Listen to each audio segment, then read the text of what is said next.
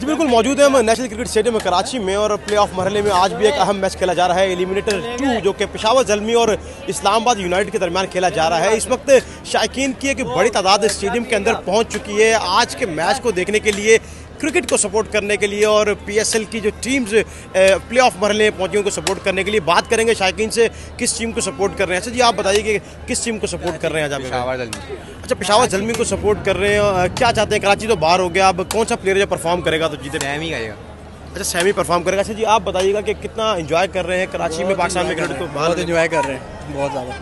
अच्छा, और क्या कहेंगे कि आगे दीगर टीमें आनी चाहिए पाकिस्तान, क्या मैसेज देंगे? चाहिए, हर ग्राउंड में होना चाहिए मैच, हर ग्राउंड में होना चाहिए। देखिए जी, यहाँ पे जो शायकीन मौजूद हैं, कतारें आप देख सकते हैं कि मेरे कप में भी आपको दिख रही होंगे और अगर मेरे कैमरामैन आपको मेरे साथ दिखाएं तो यहाँ पे लंबी कतार में लोग लगे हुए हैं जो कि जाना चाह रहे हैं, इंतज़ार कर रहे हैं कि जैसे ये शानदार मैच शुरू हो वो इस मैच को देख सकें, क्योंकि आज का मैच अहम इसलिए भी है कि जो टीम जीतेगी वो फाइनल में टकराएगी क्वेटा ग्लैडिएटर से और जो भी टीम हार जाएगी आज वो इस इवेंट से, टूर्नामेंट से बाहर हो जाएगी।